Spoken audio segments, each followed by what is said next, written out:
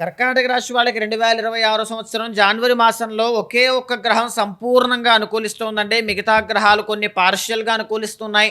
మిగతా గ్రహాలు అనేటువంటివి అసలు బాగాలేదు. అయితే మేజర్‌లీ 15వ తారీఖు దాకా రవి, కుజ తర్వాత బుధ గ్రహ సంచారములు అద్భుతంగా ఉన్నాయి. బుధుడు సంపూర్ణ గ్రహం. ఈ మాసంలో మీకు వ్యాపారస్తులు ఎవరైనా ఉంటే వాళ్ళందరికీ చాలా బావుంటుంది. ఎడ్యుకేషన్‌లో మంచి గ్రోత్ కనబడుతుంది. ట్రావెలింగ్స్ అనేటువంటివి కనబడతాయి. కుటుంబ సభ్యులతో కలయిక కనబడుతుంది. విందు వినోద కార్యక్రమాల్లో పాల్గొనే యోగం కనబడుతుంది.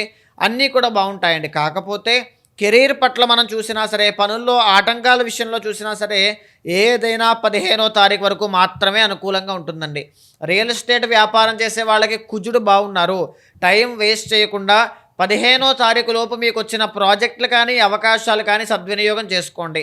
అనారోగ్య సమస్యలకి ట్రీట్మెంట్లు చేయించుకోవాలనుకుంటే 15వ తారీఖు లోపు చేయించుకోవడం చాలా మంచిది. ఉద్యోగ ప్రయత్నాలు చేయాలి, ఉద్యోగంలో మార్పులు, చేర్పులు ఏమైనా చేసుకోవాలనుకుంటే 15 లోపులోనే చేయండి. 15 తర్వాత అనుకూలంగా ఉండదు. ఆరోగ్యము అనేటువంటిది జాగ్రత్తగా చూసుకోవాలి. ఎర్నింగ్స్ మీద బాగా ఫోకస్ చేయాలి. అష్టమ రాహు యొక్క దోషం కనబడుతోంది. మానసిక ఒత్తిడి అనేటువంటిది ఇబ్బంది పెట్టే అవకాశాలుంటాయి. సంతృప్తి అనేటువంటిది లేకపోవడం, ఏదో ఒక విధంగా మనోవేదన అనేటువంటిది ఈ మాసంలో ఇబ్బంది పెడుతూ ఉంటుంది. బట్ స్లైట్లీ మీకు బుధుడు బాగున్నారు కాబట్టి కుటుంబ వాతావరణంతో ఆనందంగా ఉండేటువంటి క్షణాలన్నీ కూడా కనబడతాయి. ఈ మాసంలో తప్పకుండా మీరు చేయాల్సింది ఏంటి అంటే మహాలక్ష్మీదేవి యొక్క ఆరాధన అండి.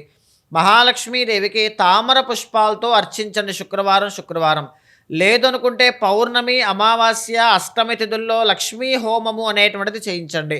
ఈ మాసంలో దిగ్విజయాలు అనేటువంటివన్నీ కూడా మహాలక్ష్మి ఆరాధన వల్లే మీరు చూస్తారు.